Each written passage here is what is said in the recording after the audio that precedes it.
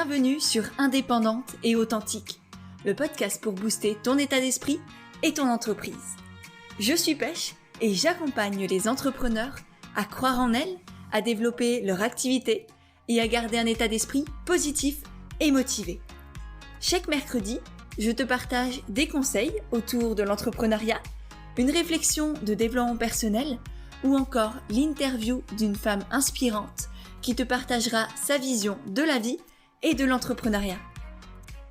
Et on se retrouve aujourd'hui avec un épisode d'un nouveau format spécialement pour l'été. En tout cas, au moment de sa publication, ce sera l'été. De ton côté, tu es bien libre de l'écouter quand tu veux.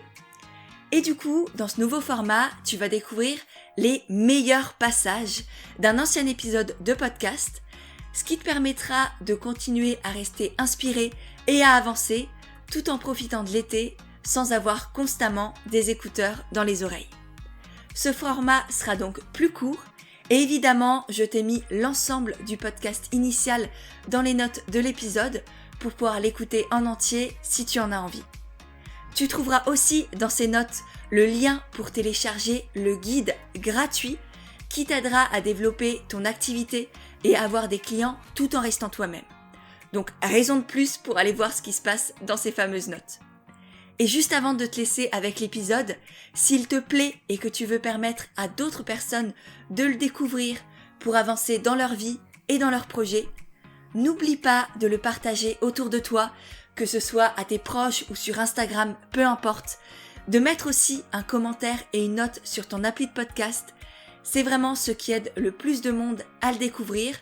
Et de mon côté, ça me permettra de te voir, de te remercier et te repartager. Bref, ceci étant dit, on se retrouve aujourd'hui pour parler avec Chloé Bloom, une entrepreneure ambitieuse et authentique que j'ai redécouvert il y a quelques mois et qui m'inspire depuis énormément. Chloé, c'est aussi une coach et une mentor dans tout ce qui touche au développement personnel et à l'épanouissement de soi. Et donc si tu me connais un peu, forcément, tu comprends pourquoi j'avais tellement envie de l'interviewer. Avec Chloé, on a parlé de son parcours, de la beauté, de la vulnérabilité et de l'authenticité, qui sont deux forces que nous chérissons toutes les deux. On a aussi parlé de l'importance de s'inspirer plutôt que d'envier. Et je lui ai aussi demandé comment elle arrive à gérer toute la création de contenu au quotidien. Et du coup, on a parlé aussi de la difficulté qu'il y a parfois à être constamment sous le feu des projecteurs. J'ai adoré notre échange et j'espère vraiment que ce sera ton cas aussi. Alors moi, je t'ai découvert, je pense, il y a quelques années sur YouTube, quand tu étais plutôt fit girl et compagnie. Et aujourd'hui, ça s'est transformé. Tu n'es plus la Chloé Bloom de il y a quelques années. Est-ce que tu peux un peu revenir justement sur ce parcours-là, tout ce qui t'est arrivé ? Ouais, mes débuts sur les réseaux sociaux, j'étais dans un job qui était complètement différent. J'étais directrice sur la moitié France, en fait, manager sur la moitié France dans un laboratoire, enfin dans un groupe bio en fait. Donc j'avais un poste à responsabilité qui me stressait énormément. J'étais célibataire, j'étais en mode no pain no gain, je déteste tous les hommes et la muscu c'est toute ma vie, la muscu c'est mon mec, c'était un peu ça. J'étais assez dure, assez fermée, j'aimais pas les femmes non plus, faut le dire aussi, j'aimais pas les femmes, en fait je m'aimais pas moi, voilà. Okay. Et entre temps il s'est passé beaucoup de choses, burn-out, démission, début de l'entrepreneuriat, rencontre de l'amour, voilà, il y a eu tout un tas de choses qui ont fait évoluer aussi mon moi intérieur, du coup j'ai eu envie de faire évoluer mes réseaux sociaux. Je suis restée quand même sur les réseaux sociaux pas mal fitness aussi pendant un petit moment. Et en fait, je crois que c'est vraiment l'aventure dans l'entrepreneuriat qui a commencé à vraiment me faire grandir en fait personnellement. Et du coup, j'ai commencé à avoir envie de partager d'autres sujets. Donc pas forcément développement personnel, pas forcément entrepreneuriat, mais en tout cas, je sentais que j'étais touchée à certains endroits et j'avais besoin d'en parler. Et puis vraiment, le déclic s'est fait quand je suis partie en Australie il y a 2 ans. Où donc mon chéri et moi on a tout lâché, on est parti en Australie, on s'est dit nous on n'habitera plus en France quoi, on va voyager, on devient nomade. Et là en fait en partant déclic, petite dépression en arrivant en Australie et tout, déclic, et je me sentais plus du tout alignée avec ce que je faisais, j'avais l'impression d'être enfermée dans une boîte qui me correspondait pas. Là t'étais encore cadre ou t'étais déjà entrepreneur à ce moment-là ? Non, j'étais déjà entrepreneur depuis 1 an et demi. En fait je suis libre, j'ai plus envie de faire ce que les gens attendent de moi en fait. j'ai envie de leur montrer qui je suis vraiment. Et du coup, c'est pour ça que j'ai pris ce tournant de dev perso, de bien-être, en fait, finalement, de plus de bien-être intérieur. C'est même pas que du dev perso, voilà, c'est vraiment le bien-être intérieur. Et c'était un sacré pari quand même. Hein. C'était un sacré pari parce que c'était un peu diamétralement opposé, j'ai envie de te dire, voilà, comme terme de sujet. Oui, et finalement, le bien-être. Avant, c'était plus le physique, effectivement, l'apparence. C'était le bien-être de surface, superficiel. Mais ouais. c'est, je pense aussi, un premier pas pour les personnes. Prendre soin de soi au niveau physique. Et à la fin, tu te rends compte, ouais, mais l'intérieur, il se passe quoi là? C'est crado à l'intérieur. J'ai envie d'être une belle personne à l'extérieur. En fait, c'est dégueulasse à l'intérieur. Je pense que le cheminement, il se fait aussi peut-être comme ça. Ouais, complètement, complètement. Puis c'était déjà bien-être parce que c'était quand même très nutrition. C'était vraiment, c'était plus basé naturopathie. Il n'y avait pas trop de tout ce qui touchait l'esprit. Je pense que c'était plus corps et intérieur, oui, mais intérieur au niveau de ce que je mets dans mon corps, quoi. Et pas trop esprit. Et du coup, voilà, j'ai pris ce virage. Génial. Comment tu as osé potentiellement tout perdre pour faire ce qui te plaisait vraiment? Est-ce qu'il y a eu un déclic? Qu'est-ce que tu... Alors, en fait, c'est bien simple. Dans la vie, soit on avance à coups de bâton, soit on avance à la carotte pour créer du changement. Soit on a besoin d'attendre d'être au pied du mur et de souffrir un truc de malade pour changer. Soit on a besoin d'être attiré par quelque chose de super, génial, trop bien, etc. De manière générale, moi, je change beaucoup à la carotte. C'est-à-dire que j'attends jamais que ça aille mal. J'ai toujours besoin de créer du changement pour kiffer encore plus, encore plus, encore plus. Et là, en fait, ce qui s'est passé, c'est exactement comme pour mon burn-out. En fait, c'est l'inverse. Je me suis retrouvée au pied du mur. Je me suis retrouvée au pied du mur à souffrir, en fait, d'être enfermée justement dans ce truc que j'étais en train de faire qui ne me correspondait pas. Moi, j'en souffrais et ça se ressentait forcément parce que je pense qu'on est dans des métiers où notre épanouissement joue énormément sur notre travail. Quand on est exposé, de toute manière, c'est forcé. Je pense que tu comprends tout à fait ce que je veux dire. Ça se ressent même à notre timbre de voix, à notre manière Mais d'être. oui. C'est transparent, quoi. Complètement. Et du coup, c'est aussi notre devoir quelque part d'aller bien quand on est quand on est leader, en tout cas surtout en face, tu vois, c'est notre devoir quelque part d'aller bien aussi pour transmettre un maximum de bonnes choses. Mais c'est ok aussi d'aller mal, tu vois. Et là, j'avais atteint un stade justement où moi j'allais mal et ça transpirait. Et donc j'ai aussi jamais eu autant de personnes haters, etc. qu'à cette époque. Donc c'est clairement qu'il y a quelque chose qui n'était pas aligné. Et moi, j'avais besoin de cet alignement, voilà, que tout se remboîte. Donc finalement, plus qu'oser, en fait, c'est que pour moi, ça devenait impossible de faire autrement. Le changement devenait obligatoire parce que là, j'étais vraiment au pied du mur.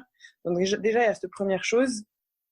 Et il y a aussi qu'en fait, je le sais, pour en avoir beaucoup parlé avec mon associé et pour vraiment l'avoir constaté, en fait, il ne faut jamais donner aux gens ce qu'ils attendent de toi. C'est en lisant même un bouquin, d'ailleurs, je me rappellerai toujours de ça. Si on avait demandé à Ford quel véhicule on aurait voulu qu'il crée, il aurait créé des chevaux qui auraient couru plus vite. Personne ne pouvait lui demander de faire une bagnole, étant donné que personne ne savait qu'une bagnole, ça pouvait exister. Ben, c'est exactement la même chose pour l'entrepreneuriat.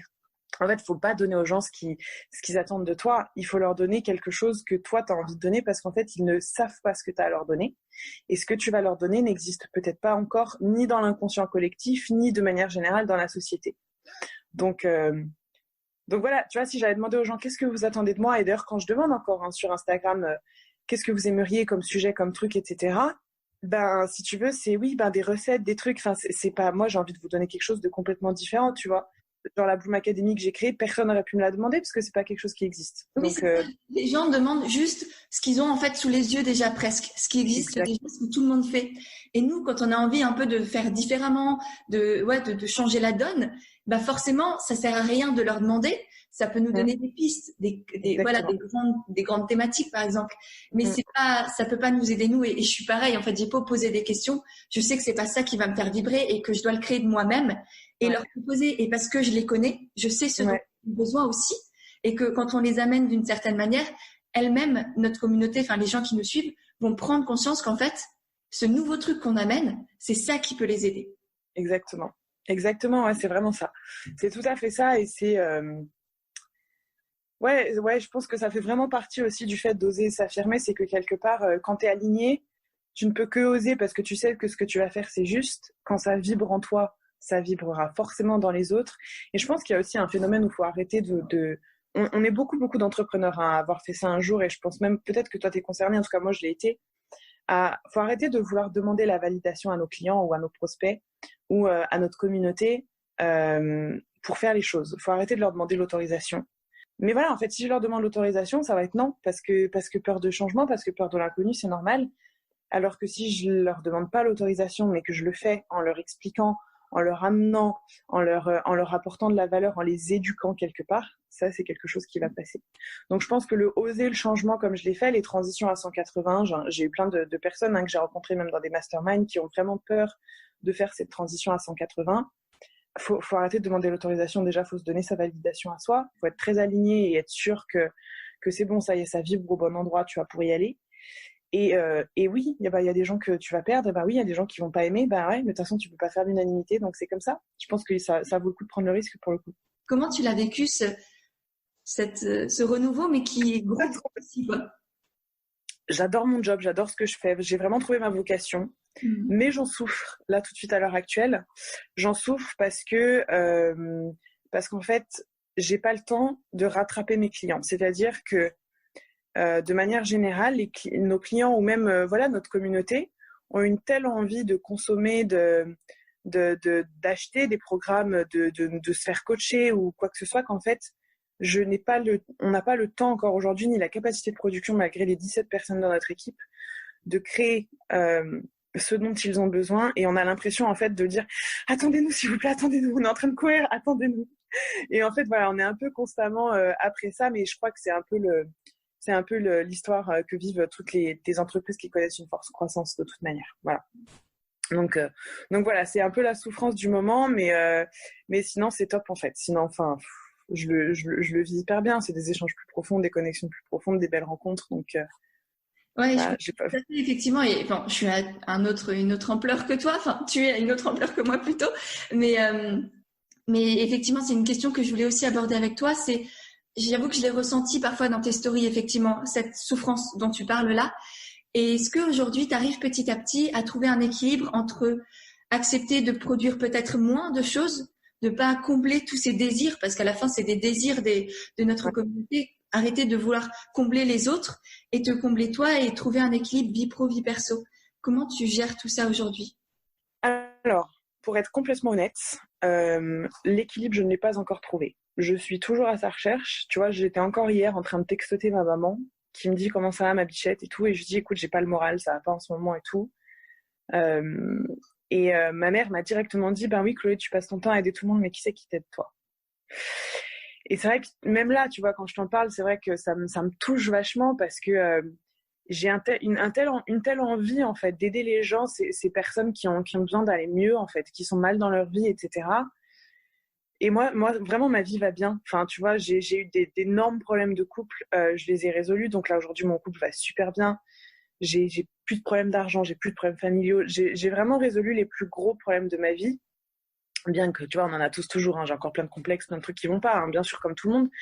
Mais voilà, je sais qu'il y a des gens dans des situations psychologiques pires que moi et j'ai envie de les aider, que c'est vrai que j'ai la volonté de combler leurs désirata, de créer des choses pour répondre à leurs désirata, et moi, mes désirs, quelque part, je les oublie parfois. Donc, je tends vraiment à cet équilibre, tu vois, c'est pour ça qu'on recrute plusieurs personnes, de plus en plus, qu'on délègue énormément. Au niveau professionnel, on ne peut pas faire mieux que ce qu'on fait actuellement parce que c'est sur le tas que ça structure de toute manière. C'est comme ça pour toutes les petites entreprises qui se structurent et qui ont vraiment une forte croissance. Donc, on fait ce qu'on peut. Je pense que la souffrance, elle est normale. Je pense aussi qu'il faut que je l'accepte, tu vois, là-dessus. Et oui, en effet, tu vois, j'ai eu encore mon associé hier au téléphone et je lui disais, écoute, je pense que là, l'immersion business, on va la décaler un petit peu. Le coaching business, on va le décaler. Le séminaire de l'an prochain où je vais me faire coacher parce que c'est du 500 personnes, on va beaucoup le décaler aussi. Là, j'ai besoin de penser à moi. Pour être plus performante auprès des autres, il faut que moi j'aille bien aussi. Donc, je pense que on a déjà de superbes choses. Et voilà, et tant pis. Et je sais que les gens ont énormément envie de consommer du Chloé Bloom, mais il va falloir qu'ils attendent que Chloé Bloom aille mieux. Voilà, en gros. Donc, je tends à il n'est pas encore trouvé, tu vois. Mais là, je prends un coach d'ici 2 semaines. Je vais avoir un coach aussi qui va m'aider sur pas mal de choses. Je prends du temps sur moi. J'ai besoin de me replier un peu sur moi-même. Ça va le faire. Voilà, ça va le faire. C'est une marche, je crois. D'accord. Bon, chouette. Ouais, non, mais je comprends surtout que tu le dis assez fréquemment, mais t'es toi la figure dans ton entreprise. Mm. Tu portes ta marque, mais il y a 17 personnes derrière toi. T'es pas Mm. juste, moi, effectivement, j'ai encore, je suis beaucoup plus petite, on va dire, par rapport à toi. Donc, j'arrive à tout porter, mais il n'y a pas la même ampleur. Et c'est vrai que les gens, parfois, peut-être pas tendance à comprendre que t'es au centre de tout, mais tu ne peux pas tout porter toute seule. Et je pense qu'on t'en demande peut-être beaucoup. Ouais. Complètement. Après, je pense que c'est complètement ma responsabilité. C'est moi qui me mets une charge mentale, etc. Je pense que c'est aussi humain. On peut pas ne pas être touché par la souffrance d'autrui aussi quand on fait ce genre de métier. Je pense que quand on fait notre type de métier, on a forcément une petite part de syndrome du sauveur aussi, tu vois. Euh, je pense vraiment que ça en fait partie. Mais oui, du coup, ben, c'est vrai que je porte un peu tout toute seule et c'est plus un poids mental qu'autre chose parce que tu vois, il y a énormément de choses qui sont très très bien déléguées. Mais aujourd'hui, ouais, ce poids mental, cette charge mentale, j'ai besoin de m'en délester un petit peu aussi. Donc voilà, tu vois, c'est pour ça aussi que je recrute un community manager à temps plein là, qu'on est toujours en recherche. Voilà, j'ai aussi besoin de couper un peu parce que, enfin, tous les jours, quand tu reçois 200 messages, c'est des pavés de gens qui vont pas bien et qui ont besoin de tes conseils, de t'aider pour des trucs qui sont super lourds. Mon job, c'est pas de faire du conseil personnalisé, donc je le fais pas. Mais forcément, à la fin de la journée, tu fais qu'est-ce que je peux faire en fait, parce que ça change pas. Clairement, clairement. Tu as beaucoup parlé de ton équipe. Comment tu as commencé à déléguer pour un sujet un peu plus chouette, on va dire. La première personne sur qui tu t'es appuyé pour t'aider? Alors, j'ai eu mon associé, moi, dès le début, qui est aussi un de mes meilleurs amis. Donc, dès le début, j'ai mon associé qui, lui, est plutôt le stratégiste, on va dire, le cerveau stratège, marketing, intégration, technique, etc. de l'entreprise. Et du coup, bah, moi, voilà, j'ai la partie beaucoup plus communicante, etc. Lui avait aussi des salariés, donc c'est ces salariés qui avaient aussi des missions pour nous deux. Et après, directement, moi, j'ai eu besoin très vite, en fait, d'une community manager parce qu'en fait, quand tu travailles sur les réseaux sociaux sont un fléau. On n'a pas envie d'y toucher, clairement. Donc voilà, il y a eu ça. Après, j'ai trouvé un vidéaste parce que, bah, pareil, je suis nulle en vidéo, les monter, les trucs, moi, ça me saoule, c'est pas mon job. Donc, tu vois, j'ai fait appel à quelqu'un d'autre. Et en fait, petit à petit, je suis allée chercher les endroits que j'avais besoin de déléguer, là où j'étais pas bonne, là où ça me saoulait. Mais là où j'étais pas bonne et là où je savais que je perdais du temps alors que je pouvais me concentrer à faire des trucs vachement plus puissants. Donc voilà, community manager, les vidéastes et après ben c'est passé aussi par des personnes j'ai vraiment voulu m'entourer de personnes qui étaient très largement meilleures que moi dans des domaines que je maîtrise pas, tu vois, comme pour créer ma marque de vêtements, comme pour en fait pour plein de choses, voilà, c'est vraiment passé comme ça. Et ouais, voilà, je crois que pour déléguer, c'est ça, c'est se dire OK, où est-ce que je suis pas excellente? C'est quoi c'est quoi mes zones de génie? C'est quoi les endroits où je suis pas forcément excellente? Où est-ce que je perds du temps alors que je peux le passer sur mon domaine d'expertise et qu'est-ce qui me saoule aussi quelque part. Voilà.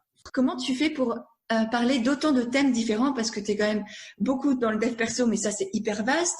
Tu parles aussi, là, ces derniers temps, de rapport au corps, de confiance en soi. Tu parles aussi d'entrepreneuriat, de business. Là, j'ai l'impression que tu pars beaucoup là-dedans aussi. Comment tu fais pour rester cohérente dans tout ça? C'est quoi pour toi la cohérence de... Eh ben, la cohérence, je dirais que c'est moi parce qu'en fait, je ne parle pas de sujets que j'ai pas vécu. En fait, je ne parle que de ce que je vis tout le temps. Et encore une fois, je sais que c'est pas une approche qui est hyper conventionnelle parce que beaucoup de personnes se mettent dans un thème. Ben voilà, moi je vais parler plus de féminité, moi je vais parler plus d'entrepreneuriat, moi plus de ci, plus de ça, machin. Ben moi j'ai pas envie en fait parce que je découvre plein de trucs tous les jours dans ma vie, que je vis plein d'épreuves, que j'ai plein de douleurs, que j'ai plein de trucs que je résous et tout. Ben, j'ai envie de parler de ce que je vis parce que les outils que j'ai, ils peuvent servir à plein de gens en fait. Donc je me dis bon bah au lieu de parler que d'un truc et d'aller travailler, chercher dans cet aspect, etc. J'ai envie de parler de plein de choses que je vis finalement.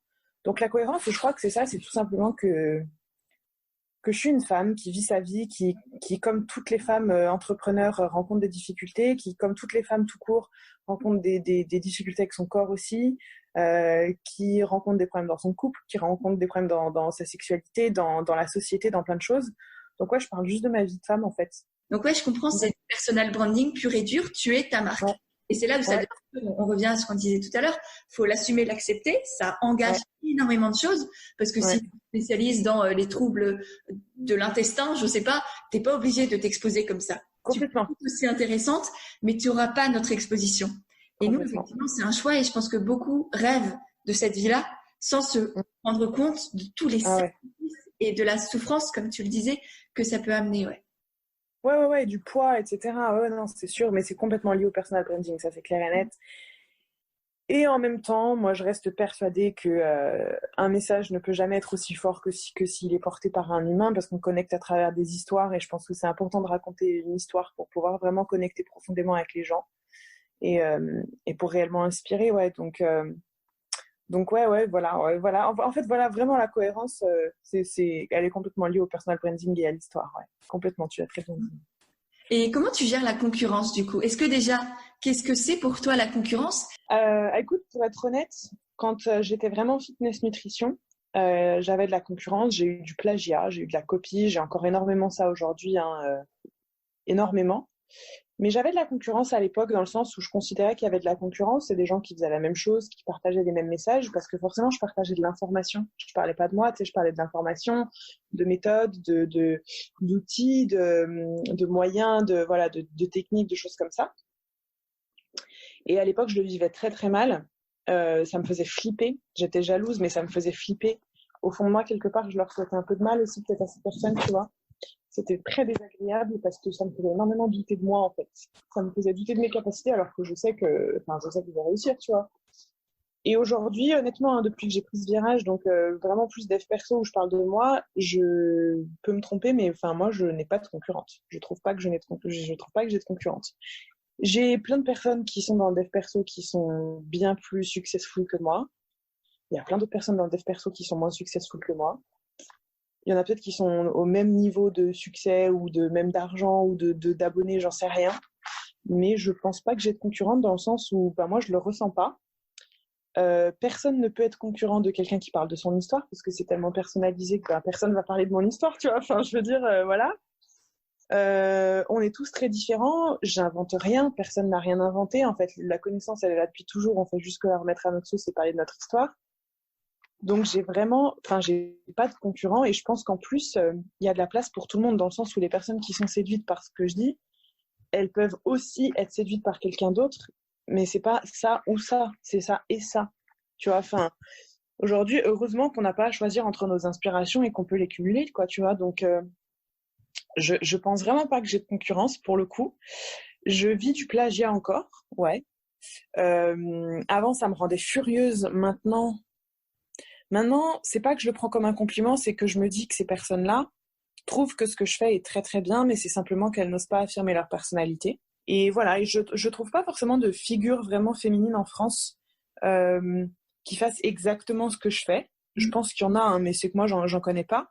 Et c'est aussi ce que les gens me disent, c'est que voilà, ça fait du bien aussi d'avoir une personne qui incarne ça.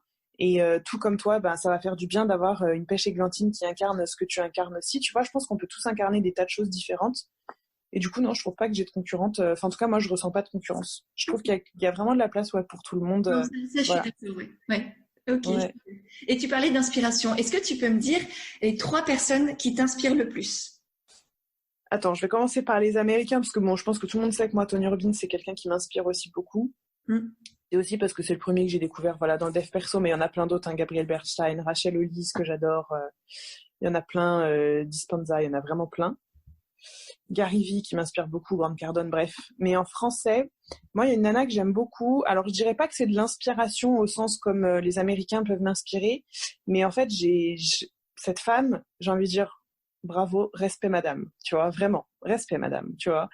Voilà, donc Pauline Léniaud que j'aime beaucoup. Après, en fait, il y a pas mal d'autres personnes, même en France, tu vois, où j'aime leur travail. Jonathan Lehmann des Antilles du Bonheur, parce qu'en plus, voilà, c'est un pote que je connais. Paul Pironnet, que j'aime beaucoup aussi. Enfin, il y a pas mal de Français que j'aime bien. Emna, la créatrice de Casidonie, tu vois, voilà, c'est vraiment des personnes que je trouve inspirantes, etc. Après, mes vraies inspirations personnelles, moi, c'est des étrangers. C'est des étrangers. Tu as Martin Latulippe aussi, qui est un francophone, mais Et qui en est femme, canadien. parce que là, tu m'as cité pas mal d'hommes, même Ouais. des Américains. Est-ce que des Rachel Hollis et Gabriel Bernstein, c'est ce que je disais, Pauline, donc voilà. Mais ouais, Rachel Hollis, Gabriel Bernstein, Oprah, qui est aussi forcément une super inspiration, très drôle, très inspirante, très extravertie, avec beaucoup de douceur féminine, mais quand même de l'énergie masculine. Mais ton équilibre, tu le trouves dans ta vie de tous les jours. Je pense qu'on peut pas avoir le même équilibre à la maison qu'au travail, qu'avec les autres, que dans plein de choses. Et en même temps, il ne faut pas trop s'étonner non plus. On est quand même dans une société patriarcale. C'est énergie masculine à mort, yang, productivité, efficacité, mentale, rapidité, tout ce que tu veux. On pousse personne, ni les hommes ni les femmes, à être tranquille, ralenti, tranquille, sois vulnérable, montre tes émotions, approche non pas par la force, mais plus par la douceur. Apprends à recevoir de l'amour. On t'apprend pas ça. Personne t'apprend ça. On n'est pas dans une société qui nous pousse à faire ça. Donc c'est normal que ce soit pas inné. En revanche, moi je pense profondément que c'est naturel, vraiment même la vulnérabilité. Je pense juste qu'on s'en est déconnecté profondément et qu'en fait on a plein de blocages parce qu'on a des croyances et des peurs. On veut se protéger, Oui, ouais. les enfants le sont naturellement, les enfants le sont et dès qu'on les sociabilise, dès qu'on les met, on essaye de les mettre dans ces petites cases là que la société a empilées de partout, qui sont terribles, c'est là où on perd ça, je pense. Enfin, j'en suis. Ouais, complètement. Mais du coup, vraiment, je pense que ça se retrouve, ouais. Génial. Et pour finir, dernière petite question, c'est quoi pour toi être authentique? Parce qu'on est sur un podcast qui s'appelle Indépendante et authentique. Indépendante, clairement, authentique aussi, mais j'aimerais bien savoir ce que c'est pour toi l'authenticité. Qu'est-ce que c'est pour moi l'authenticité? L'authenticité pour moi, c'est le fait d'accepter pleinement qui on est, avec nos facettes lumineuses et nos facettes un petit peu plus sombres, avec, pour parler plus vulgairement, nos qualités, nos défauts, mais plutôt même, tu vois, accepter nos succès, nos échecs, accepter ce qu'on aime chez soi, ce qu'on aime un peu moins chez soi, et les accepter au point qu'on n'a pas à mentir dessus, en fait, qu'on n'a pas à se dire non, je te montre que mes facettes lumineuses. Je te jure que je ne suis que lumière. Je m'adapte pour que tu m'acceptes comme si j'étais qu'un être de lumière et puis je te montre pas tout ce que sont parce que c'est pas beau. Non, être authentique, je pense que c'est savoir tout montrer de soi. Alors quand je dis tout, c'est pas tout dire. Tu vois, moi je parle jamais de mon intimité ni de ma vie privée, mais je montre aussi plein d'aspects que j'aime moins chez moi pour montrer qui je suis vraiment. Et tu vois, faut arrêter de vouloir séduire en montrant qu'une facette de nous. Faut simplement apprendre à être tel qu'on est réellement et ça te séduira encore plus. Voilà vraiment ce que c'est pour moi l'authenticité. Ouais. Réconcilier ces deux trucs-là. Génial, super. Et ben, ça fait une très très belle conclusion. Merci beaucoup, Chloé. Je mettrai tout ce dont on a parlé, ton Instagram, tes programmes, etc., dans les notes de l'épisode, comme ça les personnes pourront aller te découvrir si c'est pas encore fait. Et puis moi, je te remercie vraiment du fond du cœur. Et puis à très bientôt, j'espère. Merci beaucoup. C'était un plaisir. J'espère que ça aura plu. Et avec plaisir, vraiment, pour tout cet échange très riche. Je te fais des gros bisous. Bisous. Et voilà, c'est de nouveau moi. J'espère vraiment que ces mots t'ont inspiré et donné de nouvelles clés pour avancer. Si tu veux écouter l'épisode en entier, le lien se trouve dans les notes juste en dessous du podcast. Tu y retrouveras aussi le guide gratuit pour développer ton activité et avoir des clients tout en restant toi-même, ainsi que le lien vers mon compte Instagram pour avoir encore plus de contenu inspirant au quotidien. Et d'ailleurs, n'oublie pas d'y partager l'épisode pour aider tes abonnés à avancer eux aussi.